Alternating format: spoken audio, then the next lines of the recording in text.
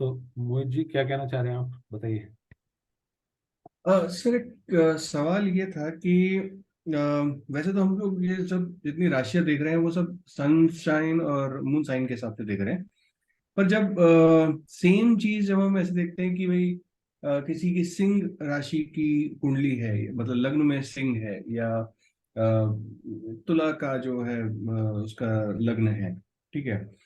तो मुझे ये समझना था कि बेसिकली तब हम जो हमारा एंगल है किसी की पर्सनालिटी को समझने का, तो वो हम्म। हम राशि के लग्न से समझने की कोशिश करते हैं या उसके सन साइन या मून साइन समझने की कोशिश करते हैं। तो सन साइन जो है वो तो वेस्टर्न एस्ट्रोलॉजी में लोग तवज्जो देते हैं, और वो जो सन साइन है उस सन साइन का यहाँ पे रेलेवेंस कम है। हम तो अपना सन साइन खुद अपने चार्ट में देख के निकालते हैं कि वैदिक एस्ट्रोलॉजी में सन जिस राशि में है वो आपका सन साइन हुआ। जी। तो पहले तो हमें ये बात समझनी है कि हमें कोई भी विद्या मिक्स नहीं करनी है, चाहे वो वैदिक ज्योतिष में ही अलग अलग तरह की विद्या हों जिनके अलग अलग तरह के रूल्स हैं। हमको मिक्स नहीं करना है उनको, सिर्फ एक विद्या के रूल लेके हम चलेंगे तो हमको जो रिजल्ट है वो ठीक मिल जाएगा। अब जो सन साइन आप वेस्टर्न एस्ट्रोलॉजी वाला बोल रहे हैं, आप उसको तो पहले भूल जाओ। आपको सिर्फ ये देखना है कि आपके चार्ट में सन कौन सी राशि में है, वो आपका सन साइन है। और आप वैदिक के स्टाइल से पढ़ोगे तो आपको उसके ट्रेड्स पकड़ने हैं। तो सन जो है वो सोल का कारक है। तो सोल की जो भूख है वो आपको सन से पता लगेगी, आप सन को फॉलो कर सकते हैं उसके लिए। मून साइन जो है, मून साइन आपका मन है। जिस भी राशि में मून होगा, चंद्रमा होगा, जैसे आपके चार्ट में चंद्रमा कौन सी राशि में है मुझे, अगर आपको तो चार्ट देखना आता है मेरे को लगता है। मेष राशि में। मेष राशि में, तो मेष राशि में चंद्रमा है, तो आपकी राशि मेष हो गई। तो जो सोच है, जो मनस है, उस पे मेष राशि का प्रभाव है। मेष राशि का प्रभाव है मतलब मार्शल थॉट्स या हाई एनर्जी की बात यहाँ हो रही है।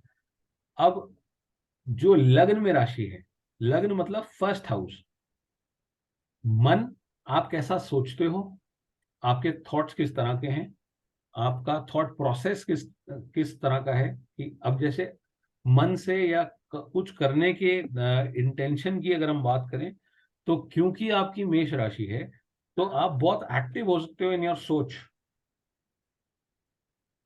ठीक है। जी आप बहुत हाई एनर्जी हो सकती है इन प्लानिंग ऑफ थिंग्स।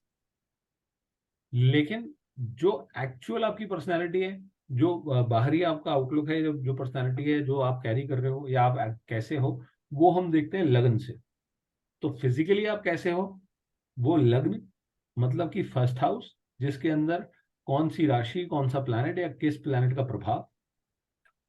अगर आपका मेष राशि फर्स्ट हाउस में है और वहीं चंद्रमा है, तो वो मून साइन भी हो गया, आपका लगन भी हो गया। तो आपकी सोच और आपके एक्शन एक तरह के हो जाएंगे। समझ रहे हो आप। फैंटास्टिक। जी जी।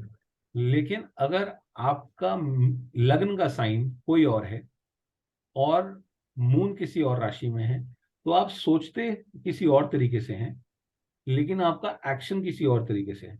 तो बेसिकली क्या है कि एक मूवेबल साइन है मेष। अगर मेष राशि के अंदर चंद्रमा है तो सोच में तो आदमी बहुत एक्टिव है। लेकिन अगर फिजिकल साइन जो है उसका, अगर मान लीजिए कि ऋषभ हो गया या वृषभ साइन हो गया जो कि एक फिक्स्ड और अर्दी साइन है, तो वो जी सोचेगा तो बहुत फास्ट और बहुत कुछ करने का, लेकिन उतना फास्ट मूव नहीं कर पाएगा वो, या उतने चेंजेस नहीं कर पाएगा। चेंजेस सोचेगा ज्यादा, फिजिकल वर्ल्ड में अपने उतने चेंजेस नहीं कर पाएगा।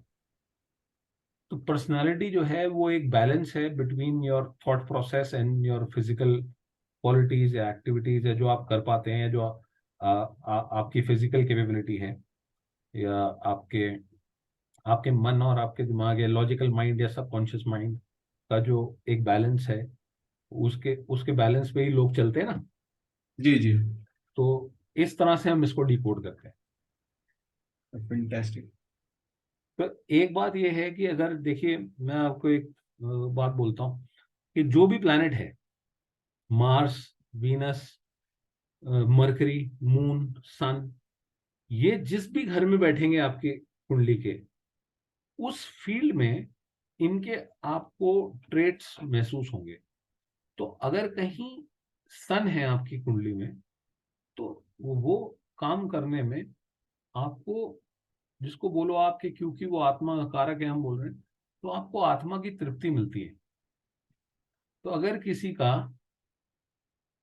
जो सन है, वो अगर मान लीजिए आप सेकंड हाउस में है, तो उनको, आपको ऐसे लोगों को आपको लगेगा कि यार इनको बात करना बड़ा पसंद है, कि बस बात चलती रहे। किसी का 11th हाउस में सन है, तो फ्रेंड सर्कल की एक जो राशि है, या एसोसिएशंस का जो हाउस है, 11th हाउस में जिसका सन होगा, उसको दोस्तों के साथ मिलना या फ्रेंड सर्कल में रहने में बहुत आत्मा की तृप्ति मिलती होगी। 5th हाउस में जैसे हम पढ़ाई का या क्रिएटिविटी का या एंजॉयमेंट की भी, एंजॉयमेंट का भी साइन है। 4th हाउस है, तो 4th हाउस घर का है, अपने डोमेस्टिक एनवायरनमेंट का है। तो आपको आत्मा की तृप्ति कहाँ से मिल रही है, वो किस तरह के एक्शन है, वो आप सन की प्लेसमेंट से देख सकते हैं चार्ट में। अभी हम आगे जाके पढ़ेंगे इस बात को। मून जिस हाउस में है, उस साइन में, जिस भी साइन में मून है या जिस घर में मून है, तो आपने घर जैसे पढ़े कि सेकेंड हाउस क्या है, फैमिली है। तो मून अगर सेकेंड हाउस में है, तो दो बातें हैं कि वो पैसा भी है आपका संचित धन है, कि जो आप इकट्ठा करते हैं, धन या एक्यूमुलेटेड वेल्थ है। तो या तो आदमी पैसे के बारे में बहुत ज्यादा सोचेगा, या फैमिली मैटर्स में उसका दिमाग बहुत ज्यादा चलेगा, या फैमिली के लिए वो बहुत ज्यादा कुछ सोचेगा। तो जो आपकी फ्रीक्वेंट थिंकिंग है, तो फ्रीक्वेंट थिंकिंग या किन मैटर्स के बारे में आप फ्रीक्वेंटली सोचते हैं, ये आपको मून की प्लेसमेंट बताती है।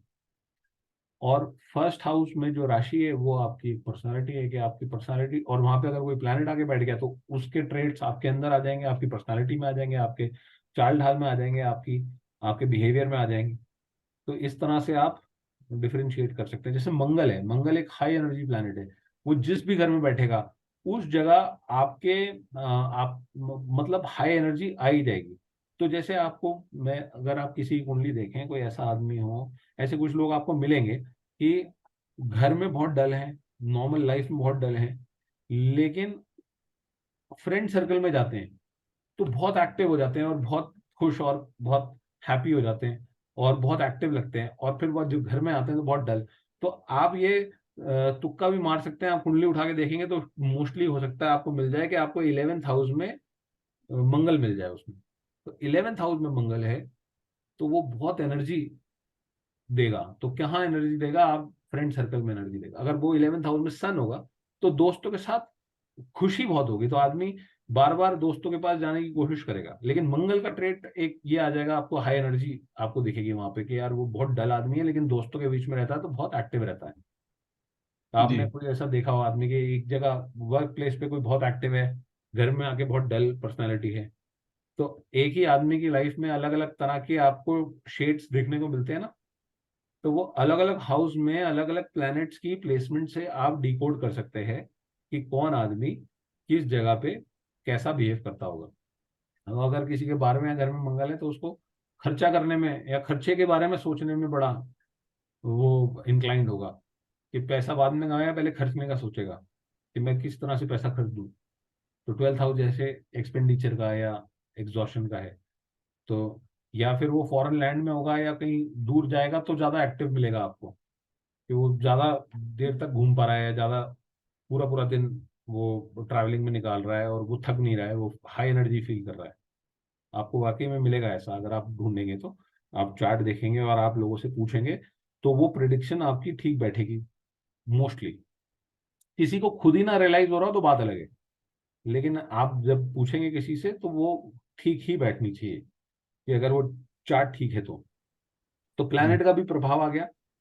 राशियों का ही इसी तरह प्रभाव है कि कौन सी राशि कौन से घर में है। और जो आपका सवाल था कि सन साइन और मून साइन में क्या डिफरेंस है, वो मैंने पहले आपको एक्सप्लेन किया, राइट। जी जी। इसके बावजूद एक छोटी सी मतलब एक समस्या यहाँ पर रह गई। हम्म। ये जानना चाह रहा था, इसमें मन जीतेगा या तन जीतेगा सर?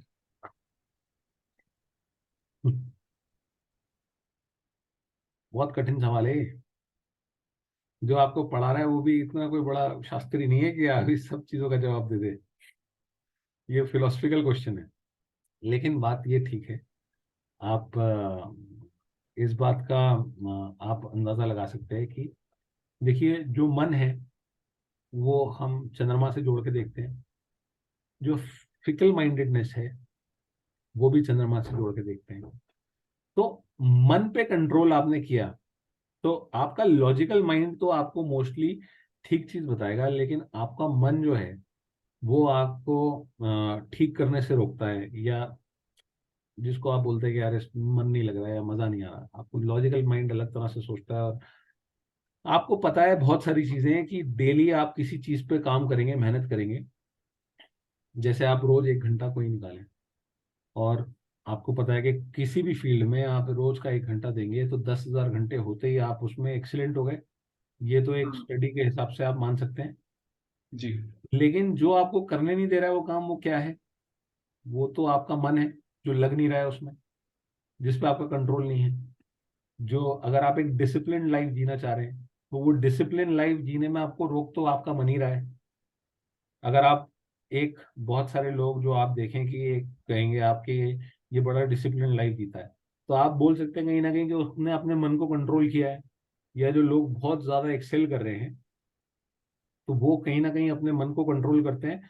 उनका लॉजिकल ब्रेन जो है वो हावी रहता है। ये आप चार्ट में भी देख सकते हैं वैसे, कि कौन कैसा कर रहा है अपने लिए। जनरली क्या है कि आप किस तरह के प्लैनेट्स कहाँ कहाँ प्लेस्ड हैं, तो आप उससे भी आप अंदाजा लगा सकते हैं कि आदमी अपना फायदा करेगा या अपना नुकसान करेगा। तो बहुत सारे लोग जो जानते बूझते अपना नुकसान करते हैं, तो उनका तो मन कंट्रोल में है नहीं। कोई ऐसा अ, सुनाओ मेरे जिसमें आप। ख्याल से let me rephrase the question actually. Hmm. मतलब मेरा एक्चुअली जानने का ये था कि जिस तरह की हम पढ़ाई कर रहे हैं वैदिक एस्ट्रोलॉजी, हम्म। तो उसमें हम किस तरफ इंक्लाइंड रहे देखने के नजरिए से? हम चंद्र मतलब मून साइन पे कंसंट्रेट ज्यादा करें, या हम आपको इस चीज पे कंसंट्रेट आपको करें कि? दोनों देखने रहेंगे, आपको दोनों देखने रहेंगे। ज्यादा इंपॉर्टेंट जो है वो लग्न है। जी जी, ये यही था कि ज्यादा यहाँ क्या है, इंपॉर्टेंट जो है क्राइटेरिया। जो फिजिकल कंडीशन है किसी की। अब देखिए वो क्या है कि वो अलग अलग तरह के सवाल अलग तरह से आते हैं, तो लोग अलग अलग तरह से समझते हैं। लेकिन जो आपकी बात मैं समझ गया कि अगर आप कुंडली देख रहे हैं किसी की, तो जो लग्न है वो लग्न आप हो खुद। आपकी फिजिकल सिचुएशन जो है वो लग्न से आप पढ़ सकते हो। जैसे लग्न से सेकंड हाउस, लग्न से थर्ड हाउस। लग्न से सेकंड हाउस आपकी वेल्थ है या एक्यूमुलेटेड वेल्थ है। लग्न आप खुद हो तो आपकी हेल्थ देख सकते हैं फिजिकल लेवल पे। समझ रहे हैं? जी जी। लेकिन मन और इमोशनल लेवल पे आपके पास पैसे तो हैं, लेकिन भाई चंद्रमा से जो सेकंड हाउस है वो ठीक नहीं है। तो आपको ऐसा लग रहा है कि यार काफी नहीं है, क्योंकि मन के पास तो पैसे नहीं है। समझ रहे हो हाँ। आप? जो आप एक मून चार्ट बनाते हैं, हम्म। वो आप कैसा फील करते हैं, वो उसकी बात है, या कैसा सोचते हैं आप। तो अगर मून साइन जहाँ पे है तो एक मून चार्ट बनाते हैं जिसको चंद्र कुंडली बोलते हैं। तो जी चंद्र कुंडली जो है वो आप इमोशनल प्लेन पे कैसा फील कर रहे हैं। आप हो सकता है फिजिकली बहुत पैसा कमा रहे हैं लेकिन इमोशनली खुश नहीं है। बहुत सारे पैसे वाले लोग आपको दिखेगा ना डिप्रेस होते हैं। जी जी और गरीब आदमी को लगता है कि सिर्फ पैसे आ जाएंगे तो मैं खुश हो जाऊंगा। ये भी आयरनी है ना एक, कि अमीर लोग डिप्रेस ज्यादा होते हैं और गरीब आदमी को लगता है कि सारी प्रॉब्लम का जड़ पैसा है। तो वो चंद्र कुंडली एक अलग कुंडली है जो आपको इमोशनल प्लेन पे बताएगी कि आप कैसा फील कर रहे हैं। और एक फिजिकल प्लेन पे जो आप कैसा कैसे हैं वो आपको लग्न कुंडली से ही देखते हैं। हो गया क्लियर? जी सर, मजा आ गया। अच्छा, मैं एक्सप्लेन कर पाया पता नहीं मुझे ठीक से। आई होप बाकी लोगों को भी काम आया होगा ये डिस्कशन।